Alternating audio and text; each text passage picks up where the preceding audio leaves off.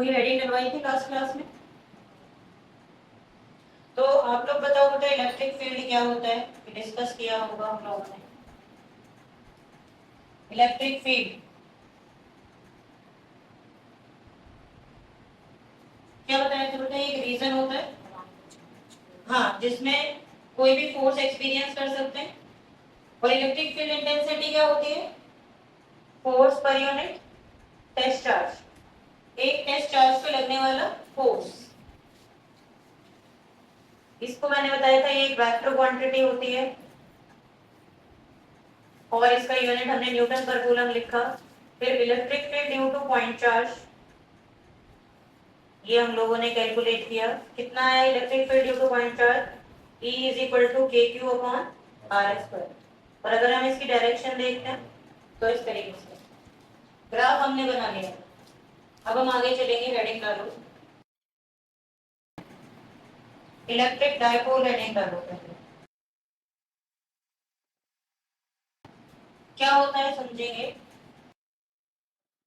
बीच में से हमें इसमें हमें फील्ड लाइंस की जरूरत पड़ सकती है वैसे, तो बेटर है हम फील्ड लाइंस पहले कर लेते हैं क्योंकि बीच में जरूरत पड़ेगी। इलेक्ट्रिक फील्ड लाइंस इससे पहले आने वाला टॉपिक है तो चेंज कर दो, डायपोल को काट के फील्ड लाइंस कर दो। फील्ड लाइंस की जरूरत पहले पड़ेगी। क्या होती है फील्ड लाइंस, डेफिनेशन समझो। इलेक्ट्रिक फील्ड लाइंस कैसे बनाते हैं, क्या होती है, जरूरत क्यों पड़ी, सारी बातें समझो। जैसे आपको पता है कि कोई भी एक पॉइंट चार्ज है और वो अपने चारों तरफ क्या क्रिएट करता है बताओ? एक इलेक्ट्रिक फील्ड। और इसमें आने वाला एक कोई चार्ज क्या फील करेगा? फोर्स। अब अगर वो टेस्ट चार्ज हम अपनी मर्जी से रखते हैं पॉजिटिव है, ये भी पॉजिटिव है, तो क्या होगा? रिपल्शन। और अगर चार्ज नेगेटिव हुआ तो क्या होगा बोलो? अट्रैक्शन। टेस्ट चार्ज को अट्रैक्ट करेगा। तो ये हमारे पास चार्ज फील्ड क्रिएट कर रहा है, इसको फील कैसे करें? कैसे फील करते हैं? फील्ड लाइंस के थ्रू। तो जो फील्ड लाइंस होती हैं टोटली इमेजिनरी होती है। क्या होती है ये? इमेजिनरी। और फिर क्या होती है? Pictorial representation. अगर एक लाइन में बात करें तो क्या होती है? पिक्टोरियल, कागज पर फील्ड को रिप्रेजेंट करने का तरीका फील्ड लाइंस है। ये एग्जिस्ट नहीं करती, बनाते क्यों है? ताकि हम किसी भी चार्ज का फील्ड शो कर सकें। तो बनाने का तरीका क्या बताया गया? तो इसमें डेफिनेशन आ जाती है कि फील्ड लाइंस पाथ होती हैं, ये मैं बोलकर अभी लिखा दूंगी। ये स्ट्रेट भी हो सकता है बेटा, कर्व भी हो सकता है। अगर आप उस पर एक टेंजेंट बनाते हो तो उस पॉइंट पे इलेक्ट्रिक फील्ड का डायरेक्शन बताता है। अगर आप टेंजेंट बनाते हो तो स्ट्रेट लाइन पे तो ऐसे ही टेंजेंट बन जाएगा। ये ए पॉइंट पे टेंजेंट हो गया तो ई का इलेक्ट्रिक फील्ड, ये बी पॉइंट पे टेंजेंट हो गया तो बी का। तो ये पहले डेफिनेशन लिख लो। देखो, electric field lines are the path, electric field lines are the path may be straight or curve, may be straight or curve such that if a tangent is drawn at any point, it represents the direction of electric field intensity at that point. It represents the direction of electric field intensity at that point. दोनों बना लो ये वाले diagram, ये वाले दोनों diagram बनाने हैं अभी, ये मत बनाना, ये हम अलग से बनाए। अब आगे लिखो properties of electric field lines. Properties of electric field lines. पहली प्रॉपर्टी जो भी बात मैंने लिखी थी, these are imaginary lines,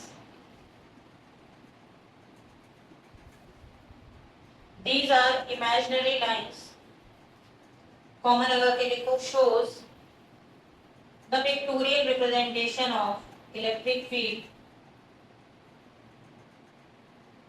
shows the pictorial representation of electric field, common लगा के लिखो फिर से, they do not exist। एक ही लाइन में लिखना काफी है, एक ही प्रॉपर्टी है, they do not exist। Next second property लिखो, they starts from positive charge, they starts from positive charge and ends at negative charge. They start from positive charge and ends at negative charge. बनाना मत अभी कोई भी, सिर्फ properties लिख रहे हैं. Next line में लिखो the direction of, next property, the direction of electric field lines is radially outward. The direction of electric field lines is radially outward from a positive charge. कैसे बनाते हैं ये अभी सीखेंगे हम. मैंने एंड कॉमन लगा के लिखो it is radially inward for a negative charge. जहां हमने एक पॉइंट लिखा है रेडियली इनवर्ड, इसमें मैं ड्रॉ नहीं करना, सिर्फ प्रॉपर्टी लिखो. जहां पर हमने ये लिखा है ना बेटा कि they start from positive charge and terminate at negative charge, लिखी है ना ये लाइन. इसमें एक लाइन हमें कॉमन लगा के ये लिख देनी है, जगह बना के लिख लो. If the charge is single, ये इंपॉर्टेंट लाइन है, आप कहाँ हाईलाइट करोगे. If the charge is single, जैसे ये है, then they may start and end at infinity. They may start and end at infinity. ये रीजन असर्शन में पॉइंट आता है. अगर चार्ज अकेला है तो वो इंफिनिटी से स्टार्ट हो सकती है, इंफिनिटी पे एंड हो सकती है. वो बना के दिखाऊंगी अभी कैसे. अगर दो चार्ज हैं तो पॉजिटिव से स्टार्ट होकर नेगेटिव पे टर्मिनेट होगी. लेकिन अगर चार्ज अकेला है तो वो इंफिनिटी की तरफ जा सकती है या इंफिनिटी से आते हुए दिखाई दे सकती है.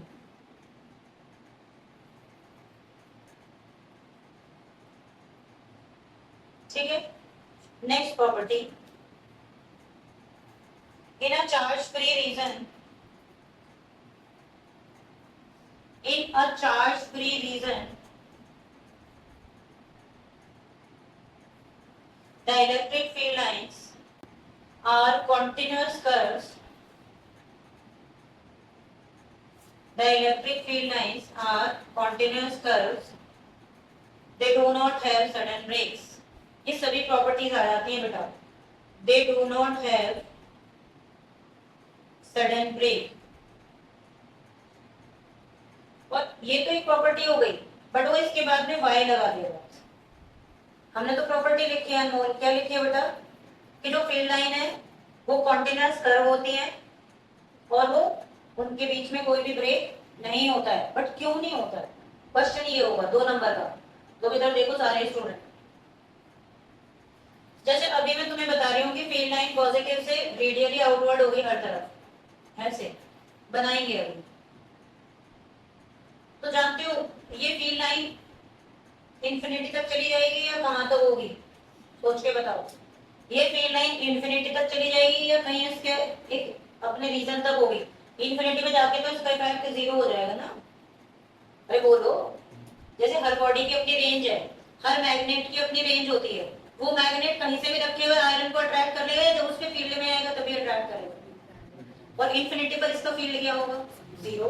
तो ऐसे कोई भी चार्ज है उसका अपना एक फील्ड होगा, धीरे धीरे कम हो रहा है डिस्टेंस से, और इंफिनिटी पे जाके क्या हो गया बेटा, 0.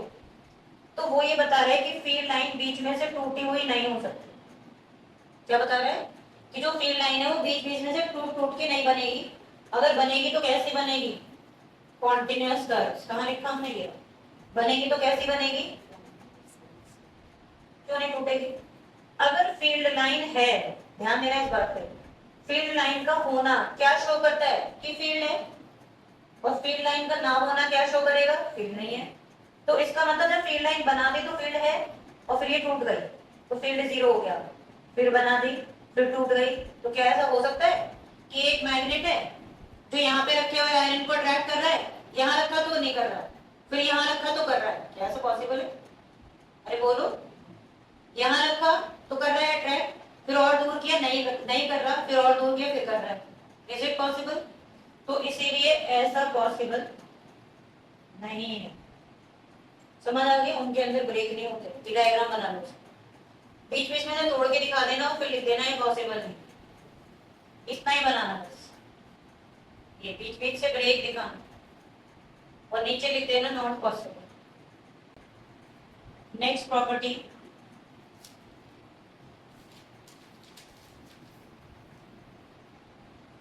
नेक्स्ट प्रॉपर्टी में हम लोग बात करेंगे, ये भी एक इंपॉर्टेंट प्रॉपर्टी है, two electric field lines can never intersect. Anmol हो गया बेटा आपका, हटा दो ये। टू इलेक्ट्रिक फील्ड लाइंस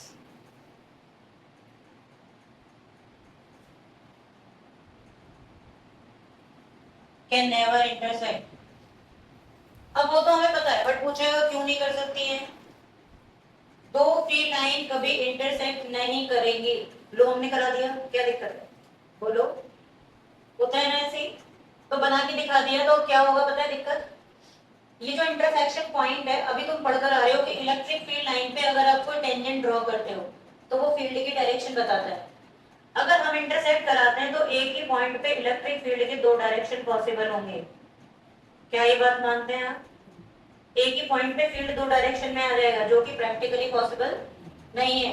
अगर एक स्टूडेंट एक जगह खड़ा होकर ये बोले, स्टूडेंट वाई है सपोज, और वो बोल रहा है कि मैं ईस्ट में जा रहा हूँ, और वो बोले कि मैं वेस्ट में भी जा रहा हूँ उसी टाइम, क्या ऐसा पॉसिबल है? आप बोलोगे ये पागल मन है, या तो कोई ईस्ट में जाएगा या कोई वेस्ट में। एक ही टाइम पे कैसे चला जाएगा ईस्ट और वेस्ट में? एक ही टाइम पे दो डायरेक्शन में जा सकते हैं हमारी गाड़ी, हम कोई भी। अगर मैं इस मार्कर को थ्रो करूं तो मैं बोलूंगी कि मार्कर आगे जा रहा है, और मैं बोलूंगी पीछे भी उसी टाइम जा रहा है, आगे भी उसी टाइम जा रहा है, तो ये बात सही है, गलत है, इम्पॉसिबल है? क्या है? इम्पॉसिबल। तो इसके लिए भी क्या वर्ड डाला गया? Impossible. Answer to electric field lines can never intersect each other, इसीलिए उसने स्ट्रिक्ट वर्ड डाला है never intersect. Electric field lines can never intersect each other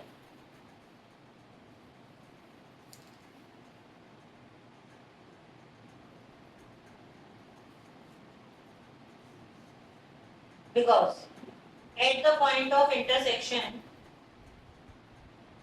because at the point of intersection two tangents can be drawn, because at the point of intersection two tangents can be drawn representing two directions of electric field intensity,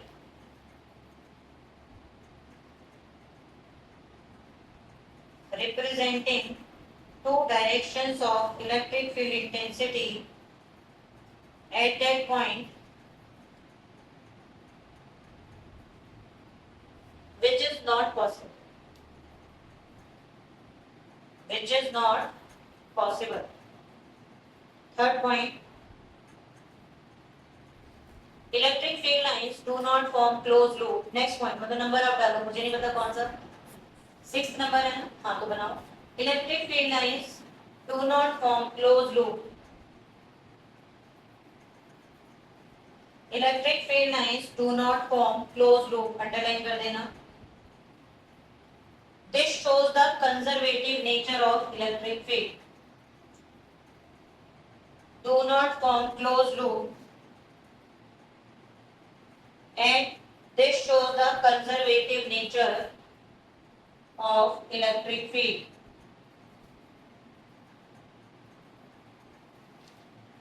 conservative nature of, अब इसका मतलब क्या है? Conservative nature का मतलब क्या होता है बेटा?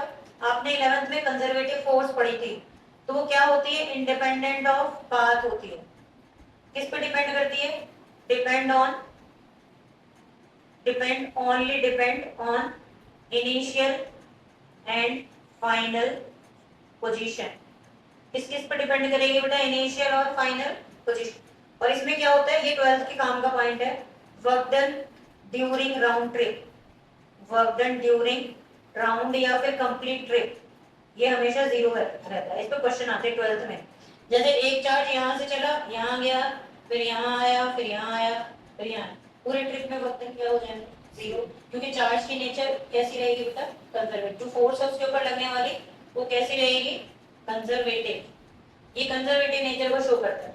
कोई दिक्कत, लिखना चाहोगे ये पॉइंट बाद में नहीं लिख लेना, नोट करके अभी लिख लो इसी पॉइंट के नीचे।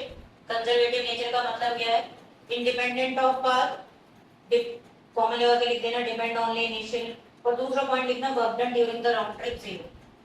ये सब तुम्हें न्यूमेरिकल में हेल्प करेगा।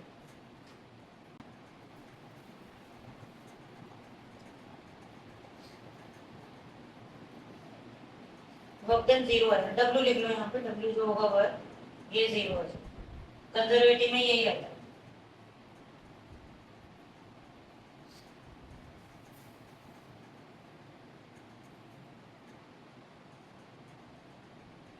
आगे लिखो इसमें, इसका मतलब समझो, इसमें हमने एक लाइन लिखी है कि वो क्लोज लूप नहीं बनाती। बेटा इसका मतलब क्या है, देखो इसका मतलब ये जैसे फील्ड लाइन पॉजिटिव से स्टार्ट हुई नेगेटिव पे टर्मिनेट हो, फिर पॉजिटिव से स्टार्ट हुई नेगेटिव पे टर्मिनेट हो, हर जगह ऐसा ही चलता रहेगा, पॉजिटिव से आउट और नेगेटिव से क्या होगा, इन। ठीक है, क्लोज लूप ना बनाने का मतलब ये है कि वो पॉजिटिव से स्टार्ट होके नेगेटिव में फिर ऐसे गोल गोल गोल गोल गोल गोल नहीं घूमती है, ये पॉसिबल नहीं है। क्यों नहीं है, क्योंकि जो चार्ज होता है वो हमेशा कहाँ रहता है, बॉडी के आउटर सरफेस पर। चार्ज हमेशा कहाँ रहता है बोलो, जानते चार्ज कैसे रहता है, जैसे मार्कर पे लिखे हुए वर्ड दिख रहे हैं तुम्हें, वर्ड्स नजर आ रहे हैं मार्कर पे, ये मार्कर की सरफेस पे लिखे हुए हैं, मटेरियल के अंदर घुसे हुए हैं, सरफेस पे है ना। तो अगर मैं यहाँ पे पॉजिटिव चार्ज बनाऊं तो वो चार्ज अब तुम कहाँ बोलोगे, कहाँ पर है बेटा, सरफेस पर। तो जो फील्ड लाइन निकलेगी वो कहाँ से निकलेगी, सरफेस। और अगर मैं एक दूसरे मार्कर की सरफेस पे नेगेटिव बना दूं और फील्ड लाइन को पॉजिटिव से नेगेटिव जाना है, तो मार्कर के अंदर से घुस के जाएगी या बस पॉजिटिव से नेगेटिव ही जाएगी, बाहर से बाहर, अंदर क्यों नहीं जा रही, क्योंकि अंदर चार्ज नहीं। बात समझ में आ रही है, ये मेटल के लिए, मेटल के लिए अंशुमन, अंदर फील्ड लाइन क्यों नहीं जा रही, क्योंकि चार्ज कहाँ है। अगर मैं बोलूं कि तुम्हें मार्कर पे लिखे हुए वर्ड से वर्ड तक लाइन बनानी है, तो क्या वो लाइन आप अंदर भी लेके जाओगे, मैं बोलूंगी लाइन वहीं तक बस ड्रॉ करनी है जहां वर्ड लिखा हुआ है, तो ये बात तो क्लियर है कि इसके अंदर तो वर्ड नहीं लिखा हुआ, क्लियर हो रही है। लेकिन मैग्नेट में इसका उल्टा होता है, आपने 10th में पढ़ा था, ये कंपैरिजन आता है बोर्ड में, मैग्नेट में इसका उल्टा होता है। ये 10th में आप एक बार डायग्राम देख चुके हो कि जो मैग्नेटिक फील्ड लाइन होती है बेटा, वो नॉर्थ पोल से स्टार्ट होके कहाँ एंड होती है, नॉर्थ से कहाँ तक जाती है, नॉर्थ से साउथ। ठीक है, फिर साउथ से अभी 12th में फिर दोबारा आ जाएगा, अगर 10th का ज्यादा याद नहीं है तो, इतना तो कुछ याद आ रहा होगा। लेकिन ये मटेरियल के अंदर से मिला, मैग्नेटिक फील्ड लाइन मटेरियल के अंदर से जाती है, तो डिफरेंस क्रिएट हो गया। Magnetic field line close loop बना सकती हैं, लेकिन इलेक्ट्रिक फील्ड लाइंस नहीं बना सकती। ये क्यों बना रही है, क्योंकि मैग्नेट के अंदर एक एक एटम मैग्नेट होता है, याद रख लोगे, चैप्टर 5 में आएगी ये चीजें वैसे, पर मैंने एक छोटी सी बात बताई कि मैग्नेट के अंदर क्या क्या होता है, एक एक एटम क्या है, मैग्नेट, यानी हर एटम में नॉर्थ साउथ होते हैं, और फील्ड लाइन को कहां से कहां जाना है, नॉर्थ से साउथ, तो अंदर भी जाएगी बाहर भी जाएगी अंदर भी जाएगी, और क्या बना लेगी। मैं समझूंगी ये प्रॉपर्टी क्लियर है, क्योंकि प्रॉपर्टी रटने से क्वेश्चन नहीं कर पाओगे फिजिक्स के, उसमें बेस्ड क्वेश्चन आते हैं, रीजन सेशन आ जाएगा, एमसीक्यू बना देगा। चलो और ये डायग्राम बना लो कि ऐसे नहीं बनाती, गोल बना के गोल गोल काट देना, ये पॉसिबल नहीं। छोटा सा डायग्राम, ये नहीं कि पूरा पेज काट दोगे, बाद में फिर तुम्हें रटने नहीं पड़ेगी, देखकर ही समझ आ जाएगा कि ये बोल क्या रहा है। मैं तुम लोगों के लिए बोर्ड स्किल्स डिजाइन करवा रही हूँ, मोस्ट प्रोबेबली नेक्स्ट क्लास में दे दूंगी, तो उस पर जब तुम क्वेश्चन करोगे तुम्हें पता चलेगा कि बोर्ड में कैसे कैसे इस टॉपिक से क्वेश्चन पूछे गए। अभी तो हमने इसके बाद कोई प्रॉपर्टी नहीं लिखी ना, ये बनाया तुमने। अगर इसी प्रॉपर्टी से एक एक्सप्लेनेशन और आती है कि चार्ज बॉडी के आउटर सरफेस पे रहता है, तो ये लाइन और लिखनी, इसी के नीचे लिखो इसी प्रॉपर्टी में, this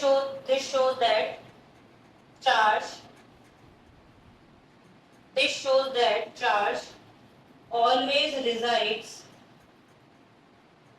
this shows that charge always resides at the outer surface of conductor. This shows that charge always resides at the outer surface of conductor. बात करते हैं नई प्रॉपर्टी की। नेक्स्ट प्रॉपर्टी लिखो, नंबर कौन सा आ रहा है बेटा? अब ये प्रॉपर्टी बहुत ही खास है, हटा दो कहीं। 7 प्रॉपर्टी में एक चीज बताई गई है, उसको समझ लो। वो क्या है, पहले मैं तुम्हें कुछ बना के दिखा रही हूँ। देखो, अगर हम पैरेलल लाइन ड्रॉ करते हैं बेटा, तो ये यूनिफॉर्म इलेक्ट्रिक फील्ड को शो करता है। किसको शो करेगा बेटा? Uniform electric field. क्या वर्ड बोला मैंने? Parallel line. लेकिन जानते हो पैरेलल लाइन से खाली काम नहीं चलेगा। अगर मैं ऐसे बोलूं तो ये लाइन भी पैरेलल ही है, मानते हो या नहीं मानते हो? पैरेलल है ना। लेकिन ये लाइन इक्विडिस्टेंट है। ये कैसी है? पैरेलल है। और कैसी है बेटा? इक्विडिस्टेंट है। और ये कैसी है? पैरेलल है बट अनइक्वल है, अनइक्वल डिस्टेंस। समझ आ रहा है? तो जो पैरेलल और इक्विडिस्टेंट होती है वो यूनिफॉर्म इलेक्ट्रिक फील्ड को शो करती है, और उसमें किसी भी पॉइंट पे इलेक्ट्रिक फील्ड इक्वल रहता है। यानी इसमें जो ए पॉइंट का इलेक्ट्रिक फील्ड है वो किसके इक्वल होगा? बी पॉइंट के। लेकिन इनमें क्या होगा कि जहां फील्ड लाइन पास पास है वहां फील्ड स्ट्रांग होगा, और जहां फील्ड लाइन दूर दूर हो जाती है वहां फील्ड कैसा होगा? वीक होगा। फील्ड लाइन पास पास है तो ये स्ट्रांग फील्ड है, फील्ड लाइन दूर दूर है तो कैसा होगा बेटा? वीक। और एक तरीके से देखो, अगर फील्ड लाइन ऐसे बनी हुई,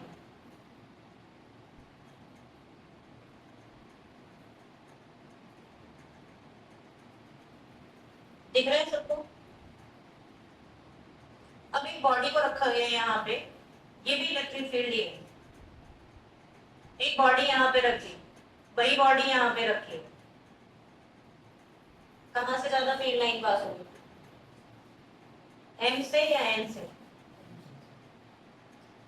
तो जितनी फील्ड लाइंस क्लोज होंगी वो स्ट्रॉन्ग फील्ड को रिप्रेजेंट करेंगी, तो ये क्या होगा? Stronger region of electric field. क्या बोलेंगे बेटा हम इसको? Stronger region of electric. और ये कौन होगा बोलो?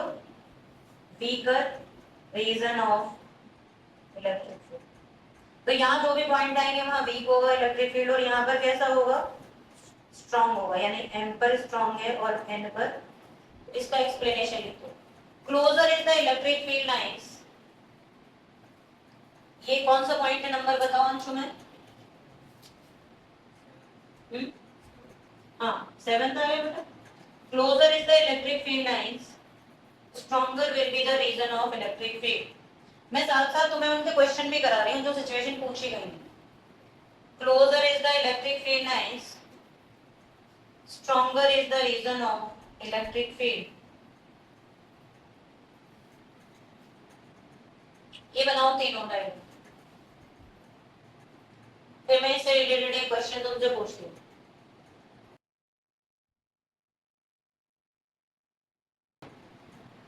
अब आप लोगों के लिए एक क्वेश्चन है, आप लोग समझ गए सिचुएशन अच्छे से, तो ये हटा दो इधर से। अनमोल आप लोगों को हो गया ये वाले डायग्राम? बोलो, बनाओ फिर, बोलो हो गया? लिखो क्वेश्चन। ऐसे नॉर्मल किसी का एग्जांपल करके लिख सकते हो, एग्जांपल क्वेश्चन है तो वो आपको एक सिचुएशन देगा। जैसे इस तरीके से समझ सकते हैं आप, जेई का आया वो क्वेश्चन है बट अब स्कूल्स में भी काफी आता है।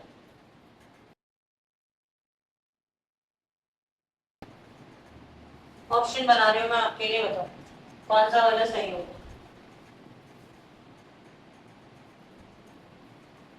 ये इलेक्ट्रिक फील्ड लाइंस हैं,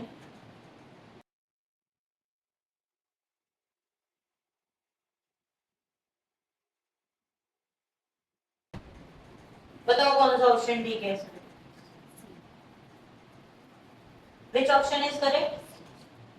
सी करेक्ट है, घबराओ मत, सही बताया आप लोगों ने। क्यों? पी और आर का इलेक्ट्रिक फील्ड कैसा है बेटा? इक्वल। जो बड़ा है किससे? क्योंकि ये वीकर है। ये क्वेश्चन बना लो, आपके स्कूल लेवल पे पूछ सकता है वो आपसे। ऐसा ही नहीं तो ऐसा ही कुछ डिजाइन कर देगा। सीधा प्रॉपर्टी पूछ ले तो बच्चों जैसे क्वेश्चन तो आने ही बंद हो गए फिजिक्स में अब। इसीलिए फिजिक्स सबसे टॉप डिफिकल्टी लेवल पे चल रहा है बोर्ड में, क्योंकि वो कुछ भी रटा रटाया तो देता ही नहीं है।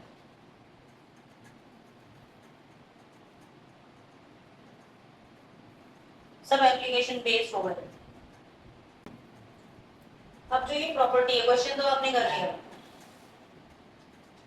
ये जो प्रॉपर्टी हमने पढ़ी कि इलेक्ट्रिक फील्ड लाइंस के हिसाब से जितना ज्यादा डिस्टेंस होगा चार्ज से, ये हटा तो ही हो गया, उतना स्ट्रॉन्ग उतना फील्ड डिक्रीज होता चला जाएगा। लास्ट पॉइंट इसमें लिखो, electric field lines are normal to the surface of conductor. Electric field lines are normal to the surface of conductor.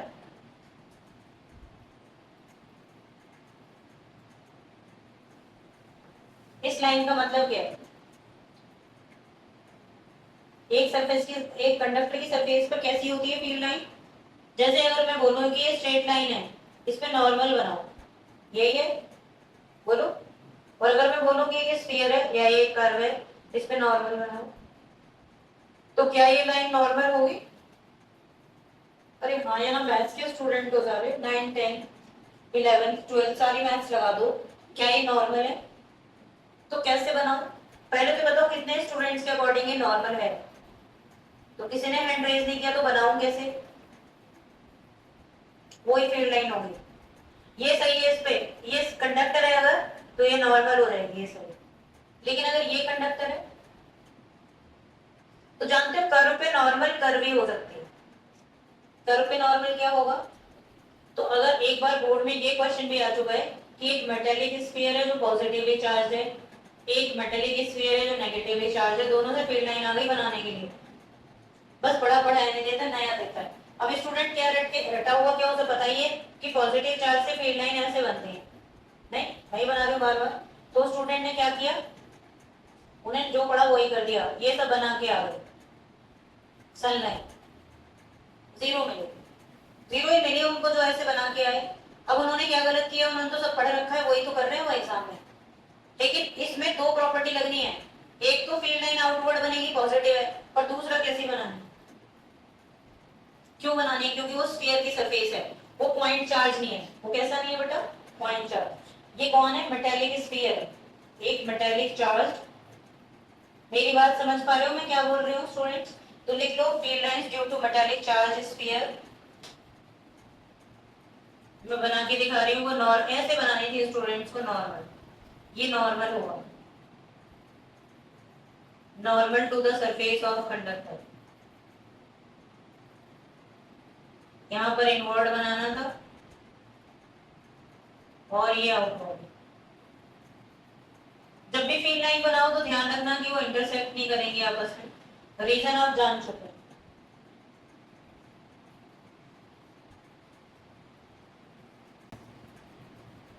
चलो आगे, दोनों से बना ली बेटा, ये पॉजिटिव है और ये नेगेटिव। अंदर से तो नहीं बना लेना, उसके अंदर नहीं जाएगी फील्ड लाइन, क्योंकि वो मेटल है।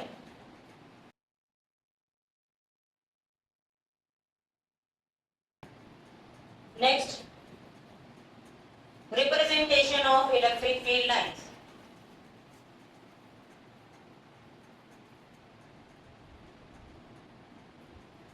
Representation of electric field lines.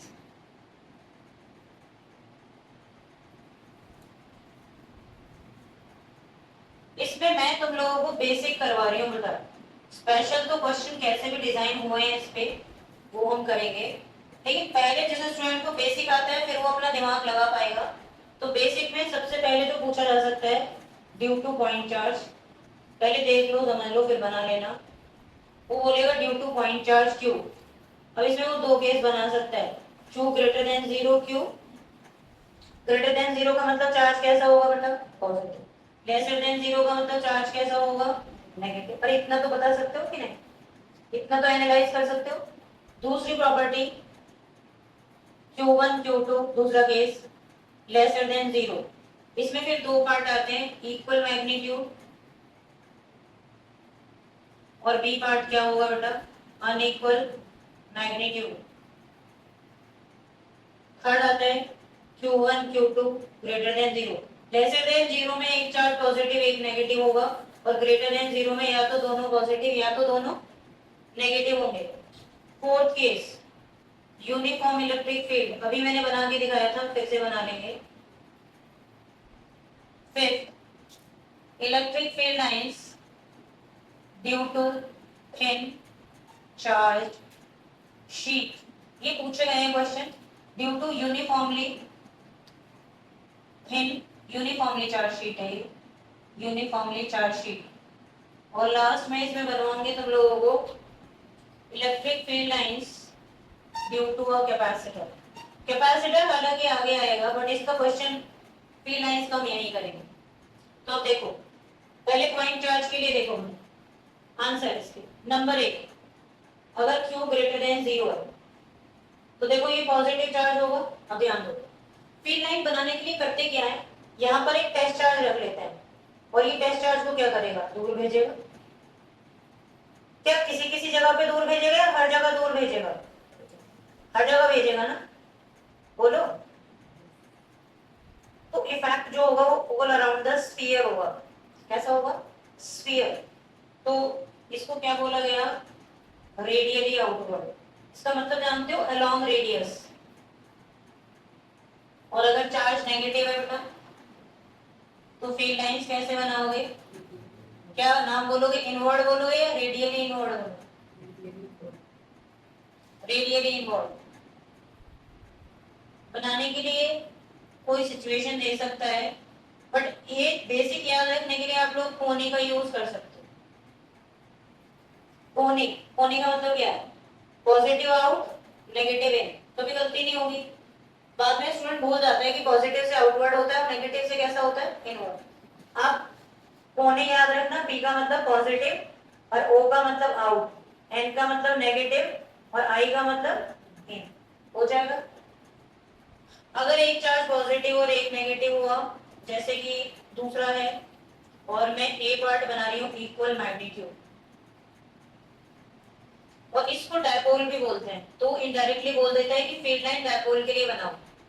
तो वो इस तरीके से बनेगी, ये पॉजिटिव ये नेगेटिव, यूनिफॉर्म बनेगी, पॉजिटिव से आउट नेगेटिव से इन, मटेरियल के बाहर होगी, टर्मिनेट हो जाएंगी, इस तरीके से आप बनेंगे।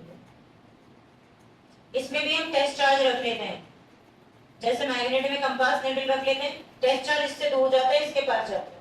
ठीक है, बना लो इतना, फिर अभी जगह नहीं, उसके बाद आगे सारा बना लिया है ना। तो देखो इसका सेकंड केस देखो बेटा, अगर चार्जेस ये तो डायपोल हो गया लेकिन अगर वो अनइक्वल हुए तो उसमें फर्क क्या पड़ता है, ये याद रखना कि चार्ज जितना बड़ा होगा साइज में, स्ट्रेंथ में बोल सकते हो आप, उसकी फील्ड लाइन उससे उतनी ज्यादा निकलेंगी, तो उसका दूर दूर तक रीजन होगा। यानी अगर इसका बी पार्ट लें Q1 Q2 लेसर देन 0, यहाँ पर तो ये चार्ज भी प्लस Q है, करेक्शन कर लेना तुम लोग भी, और ये माइनस Q है, यानी दोनों इक्वल है, एक प्लस Q और एक माइनस। अभी पढ़ोगे अगला टॉपिक डायपोल यही आ रहा है। इसमें भी होगा तो ऐसा ही, ऊपर बनाऊंगी, इसमें भी होगा तो ऐसा ही, एक चार्ज प्लस Q होगा लेकिन ये थोड़ा बड़ा होगा सर, Q1 और ये माइनस में होगा Q2। माइनस में क्या ले लिया मैंने? अब इससे फर्क क्या पड़ता है, चीजें तो सेम रहेंगी कि फील्ड लाइन पॉजिटिव से स्टार्ट होके नेगेटिव के पास जाएंगी, लेकिन इससे कंपैरेटिवली ज्यादा फील्ड लाइन इमर्ज होंगी, इससे कंपैरेटिवली क्या होंगी, ज्यादा फील्ड लाइन इमर्ज आउट होंगी कंपैरेटिवली टू दिस। समझो कहानी, क्योंकि फिर से जो भी नई नई टेक्निक है उनपे ऑब्वियस से पहले तो जेई में ही क्वेश्चन आए हैं, इस पे भी आया हुआ है, बाद में सब बोर्ड में आते हैं फिर। तो उसका कहने का मतलब क्या होता है कि जिससे जितनी ज्यादा फील्ड लाइन निकल रही है वो ज्यादा पावरफुल चार्ज होगा अपनी स्ट्रेंथ में।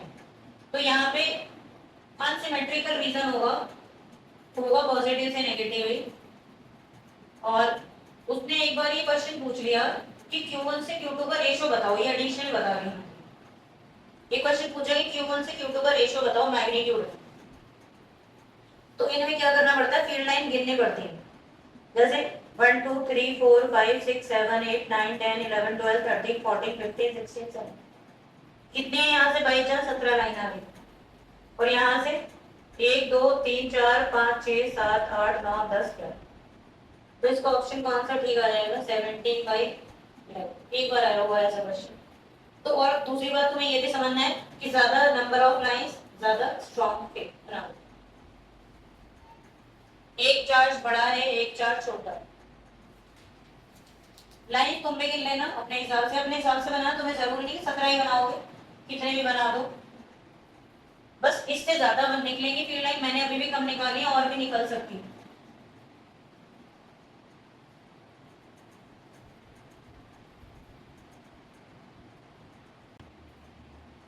नेक्स्ट पार्ट कंटिन्यू करते हैं। जब दोनों चार्जेस के नेचर डिफरेंट होते हैं,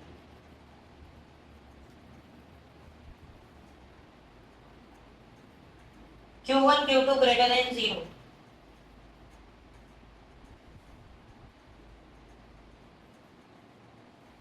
ये हटा दो बेटा। अब देखो 3 वाला कर रहे हैं हम लोग, ए part Q1 Q2 greater than 0, मैं पहले इक्वल मैग्नीट्यूड ले रही हूँ,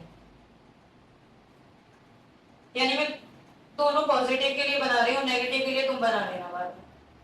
अब दोनों चार्ज पॉजिटिव है, दोनों इक्वली पावरफुल हैं, तो दोनों एक दूसरे को क्या करेंगे बेटा, रिपेल।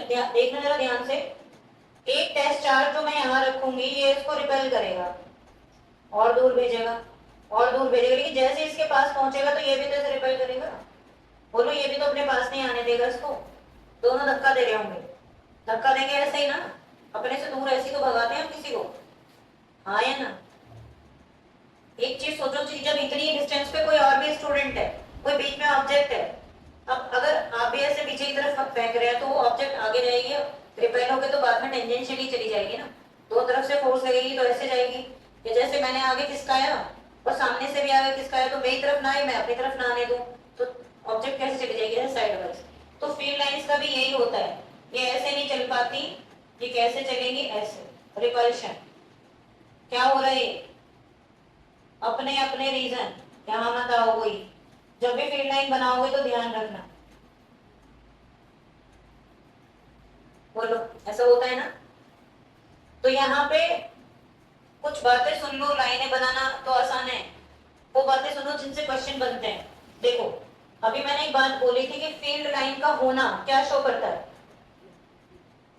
फील्ड लाइन का होना क्या शो करता है, फील्ड है, बोलकर बताओ नहीं तो भूल जाओगे, दिमाग कहीं और चल रहा होगा, कोई धुरंधर की सीरीज बनाने बैठ जाओगे, चल रही होगी तुम लोगों की यहाँ मुक्काबाजी, यहाँ देखो, अरे बोलो, ये थोड़ी अच्छा लगेगा देखने में, क्या बोल रही थी मैं बताओ, किसी को याद है मैंने क्या बोला, मैंने बोला था फील्ड लाइन का होना क्या शो करता है, फील्ड है, और फील्ड लाइन का ना होना फील्ड नहीं है, तो तुम्हें दिख रहा है यहाँ सब जगह फील्ड लाइन है, और बीच में एक कॉमन रीजन दिख रहा होगा तुम्हें, एक कॉमन रीजन नजर आ रहा है जहाँ कोई फील्ड लाइन नहीं है, तो इन दोनों के बीच में एक कॉमन रीजन होता है बेटा, जहां पर कोई फील्ड लाइन नहीं होती, और इसको न्यूट्रल पॉइंट बोला जाता है, याद रखना क्या बोलते हैं, न्यूट्रल पॉइंट, और इस पर इलेक्ट्रिक फील्ड क्या होता है, जीरो। अगर कोई चार्ज यहाँ पे रखेंगे तो वो कितनी फोर्स फील करेगा, जीरो, क्योंकि फील्ड ही नहीं है। जब चार्जेस इक्वल होते हैं तो मिड पॉइंट पे आता है न्यूट्रल पॉइंट, यही सब क्वेश्चन बनते हैं, मिड पॉइंट पे क्या लाई करता है बेटा, न्यूट्रल पॉइंट। और कोई पूछने लगे ये कौन सा पॉइंट होता है, दो सेम चार्जेस के बीच में वो पॉइंट जहां पर फील्ड इफेक्ट क्या हो जाएगा, जीरो। और सोचो अगर चार्जेस अनइक्वल हुए, एक ही बार में कर लेते हैं, अगर चार्जेस अनइक्वल हुए यानी एक चार्ज बड़ा और एक चार्ज छोटा हुआ, दोनों सेम है, कहाँ जाएगा न्यूट्रल पॉइंट, बड़े वाले के पास कि छोटे वाले के पास, छोटे वाले के पास, क्योंकि बड़ा वाला ज्यादा दूर तक धकेल देगा उसको, राइट। तो जब आप ऐसा करोगे तो बड़े वाले का रीजन दूर दूर तक फैला होगा, लेकिन बेचारा छोटा वाला, बोलो उसकी फील्ड लाइंस कैसे होंगी, एक स्मॉलर रीजन में। और जब हम इनके बीच में एक कॉमन रीजन ढूंढने की कोशिश करेंगे तो वो किसके ज्यादा पास होगा, छोटे वाले के, और यहाँ पर ये न्यूट्रल पॉइंट होगा, ये भी एक नंबर का क्वेश्चन है कि न्यूट्रल पॉइंट किधर शिफ्ट हो जाता है, गेट शिफ्टेड, बोलो, टुवर्ड्स स्मॉलर। ये सब मैं लिखवा दूंगी आप लोगों को, बनाओ फास्ट, डेफिनेशन लिखेंगे न्यूट्रल पॉइंट की, बनानी पॉजिटिव से। देवर आपको कहानी समझ आ रही है कुछ? हाँ, इससे बाहर तो कुछ आएगा ही नहीं, लेकिन ये है कि इनको अच्छे से समझ लो बस। और इनकी प्रैक्टिस के लिए मैं आपको क्वेश्चंस दूंगी ही, एनसीईआरटी के क्वेश्चंस हम साथ साथ टॉपिक वाइज कर ही रहे हैं।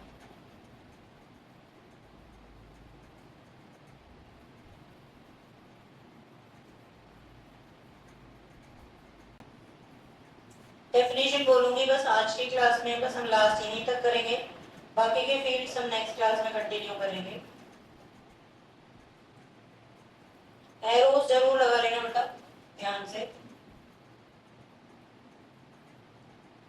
मैं इसकी फोटो भेज दूंगी। अगर आप लोगों ने अभी नहीं बनाया, डेफिनेशन लिख लो न्यूट्रल पॉइंट, इसको आराम से घर पे बना लेना अगर फोटो से। It is the point, neutral point heading डालो, it is the point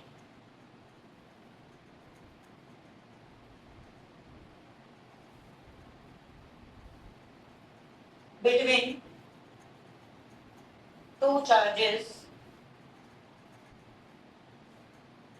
of same nature, nature same होती है तभी मिलता है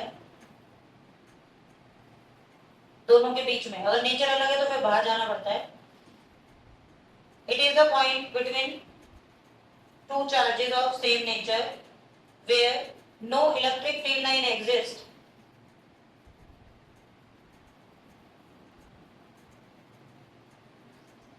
and electric field becomes zero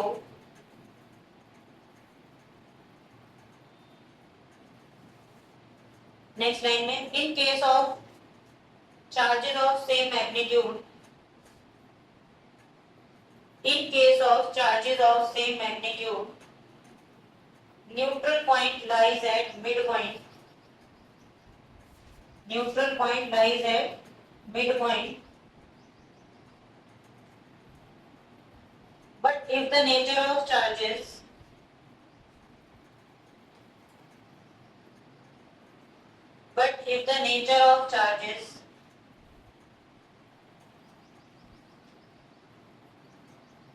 is unequal, then neutral point gets shifted